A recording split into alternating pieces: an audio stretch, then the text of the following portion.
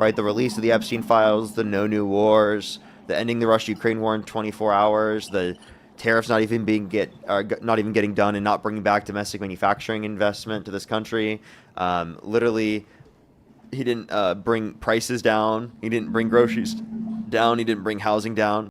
Hey, welcome back to the channel. Genuinely glad you are here for this one because this one is something else. So what we have here is a caller who comes in saying he is not fully on board with everything, but still finds himself leaning toward the conservative side, and the host is not letting that slide without a real conversation. They get into tariffs, broken promises, the Epstein files, transparency, and what it actually means to hold your own side accountable. And the further this conversation goes, the more you can see the caller's position starting to shift in real time. Stay all the way to the end on this one, because the moment this caller admits something about where he actually stands is one of those clips you genuinely did not see coming.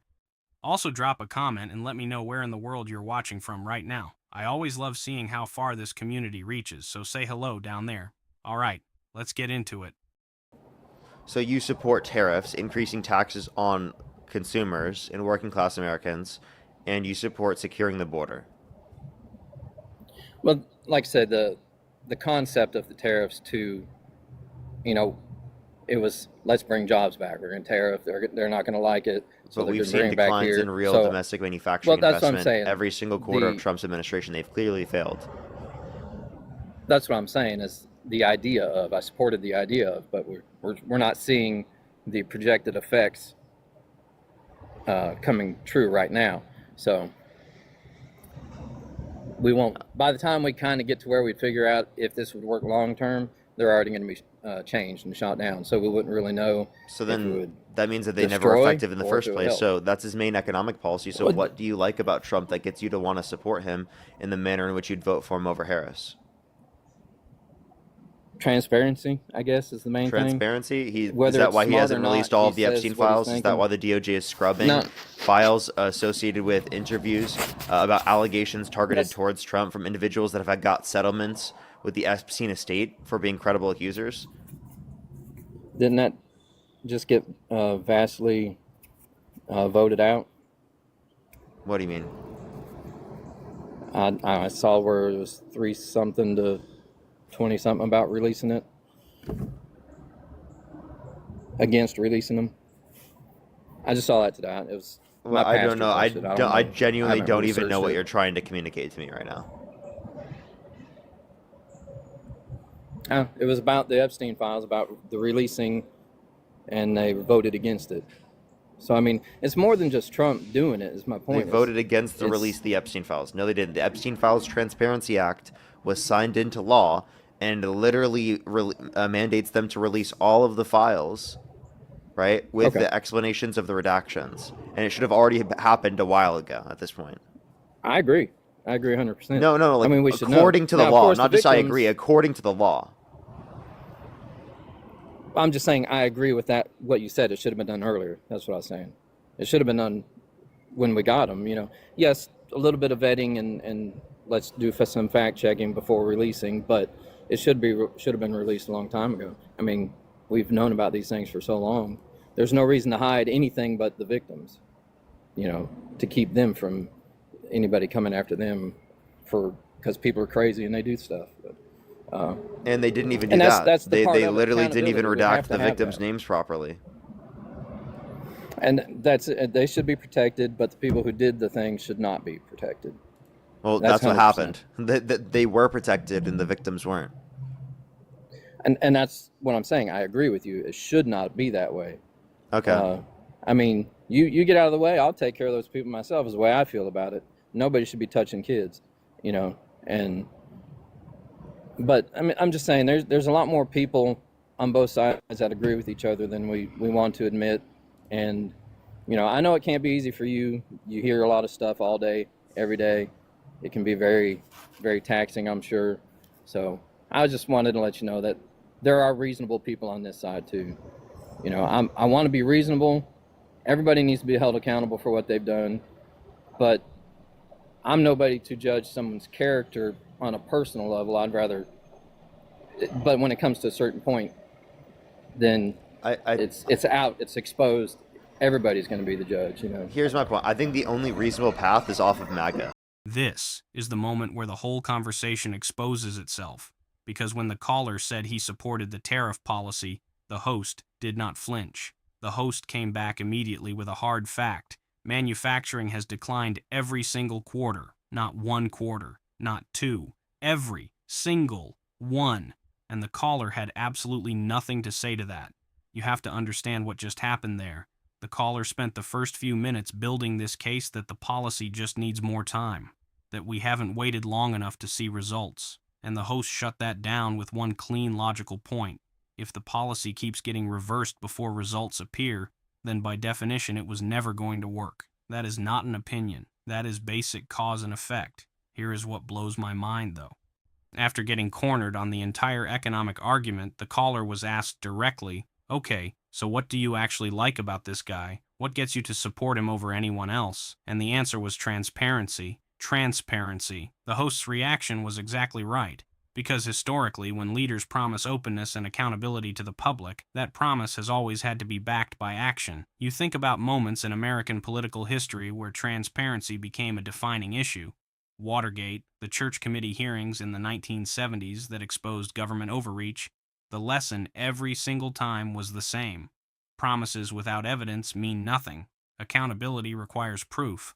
So when the host immediately pointed to the Epstein files, a case that has been documented, that has legal mandates attached to it, that has a literal signed law requiring release, that was not a cheap shot.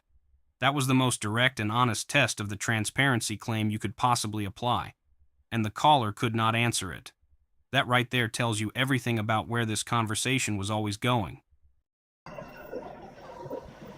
Genuinely, Well, I don't see how you reasonably could still maintain support for Trump. He's violated practically everything fundamental to his campaign, right? The release of the Epstein files, the no new wars, the ending the Russia-Ukraine war in 24 hours, the tariffs not even getting done and not bringing back domestic manufacturing investment to this country.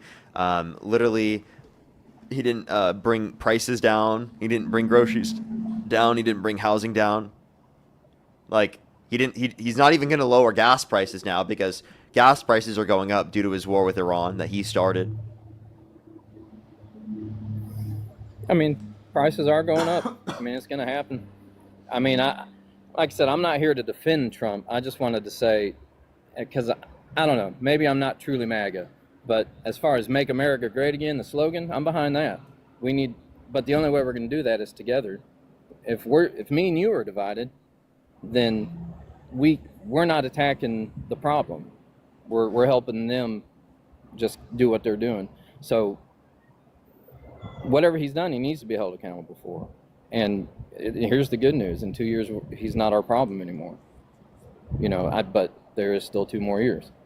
So yeah, you act like he's not our problem when a lot of his legislation stays around. A lot of things he's done are going to stay around. He's divided the country. He's caused irreparable harm to this country. Executive order, right? What's that? So a lot of the executive orders we might be able to right? overturn and change back. But what you're not understanding is that there's going to be a lasting impact in terms of how people view things, in terms of what's considered normal. You understand that, right? Like, for the last 10 years, this guy's corrupted our politics. Our policy has been corrupted for decades. But you have to agree there's been a man. huge distinction from prior to Trump being in office to after Trump being in office, correct?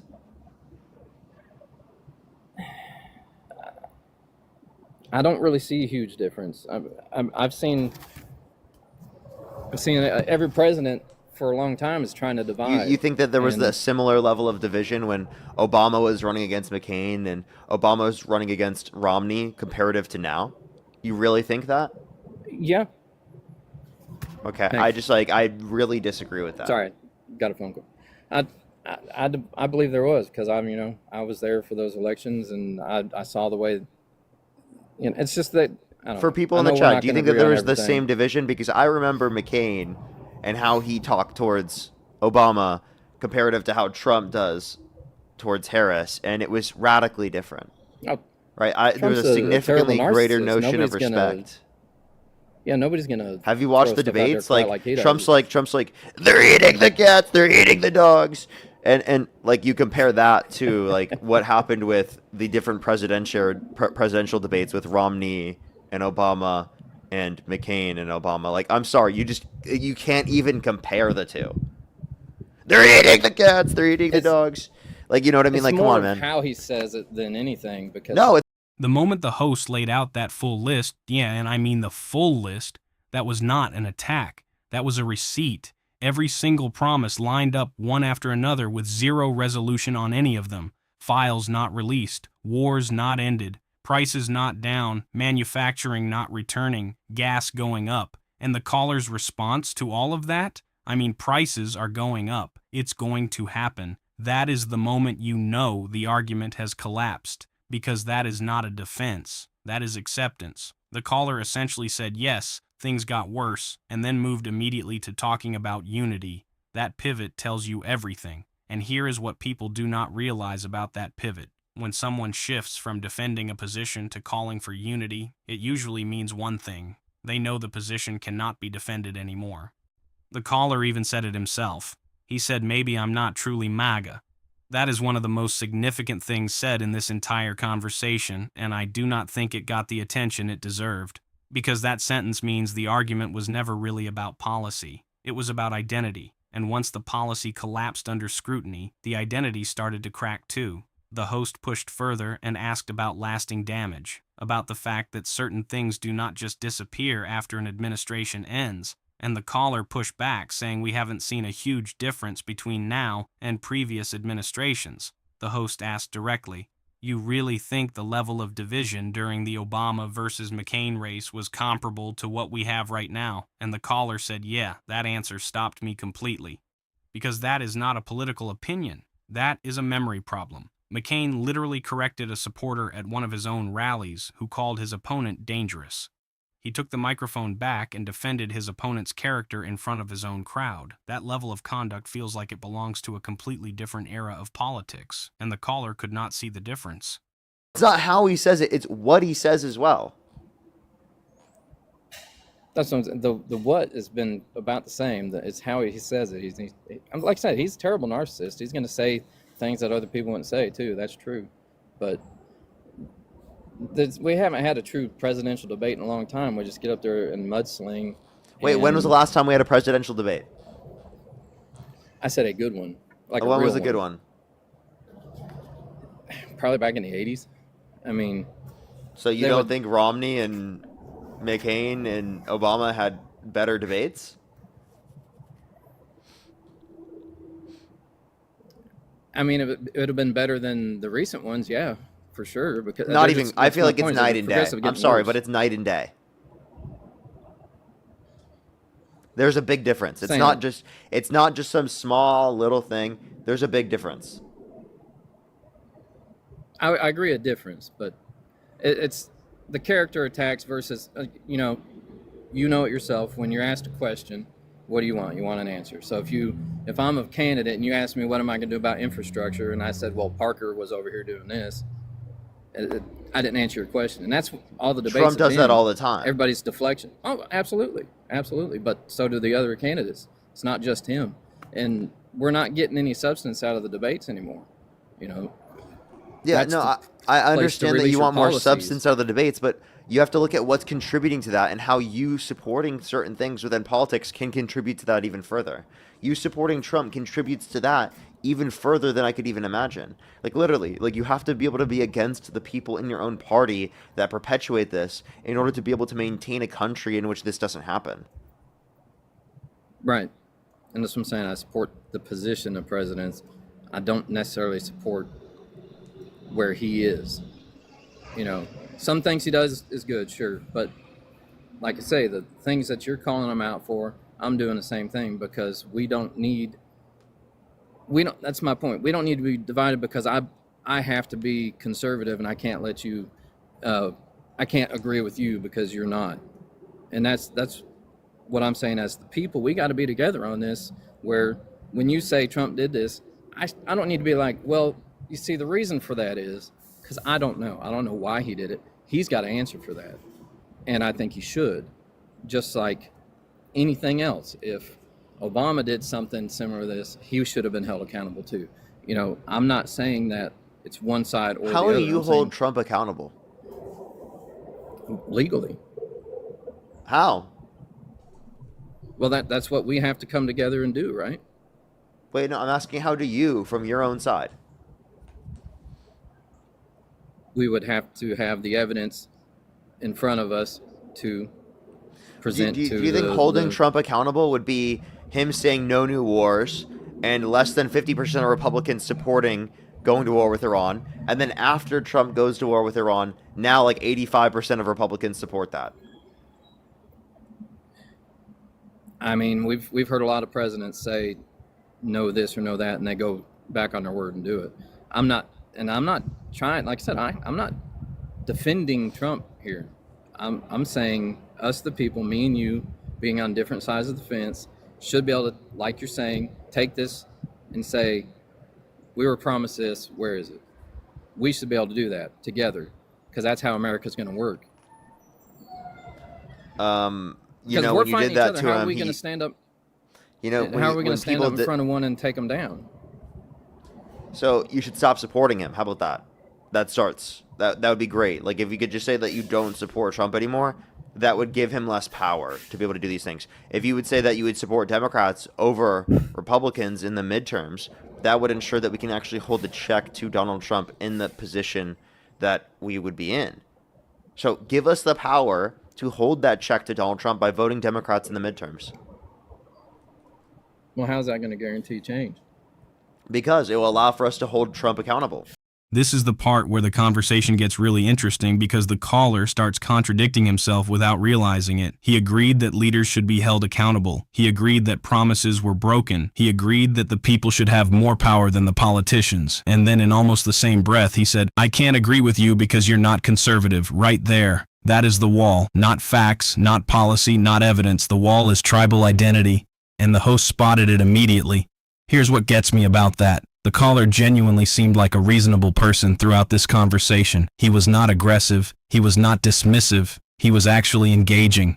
No, but the moment he said he could not agree because of which side the host is on, that revealed something that no amount of reasonable conversation can fix from the outside. That kind of thinking has to be examined from within. The host then brought up something that I think is one of the sharpest analytical points in the whole clip. The point about how Republican voter support for a war with Iran shifted from under 50% to 85% almost overnight, simply because the decision was made from the top. Think about what that actually means. It means a significant portion of people are not evaluating the policy. They are evaluating the person making the decision and then working backwards to justify it. That is not accountability. That is the opposite of accountability. And when the host said directly, stop supporting him, that would give him less power. The caller's response was, how does that guarantee change? Which honestly is a fair question, but the host's answer was precise. It does not fix everything. It creates the mechanism to at least hold the check. You have to understand that no political solution fixes everything instantly. But removing the support that enables unchecked behavior is always the first step. That has been true across every functioning democracy that has ever had to course correct. The process is slow, but it starts with exactly what the host was describing. So, what do you guys think of this? Leave your thoughts down in the comments, please like and subscribe, and I will see you in the next video.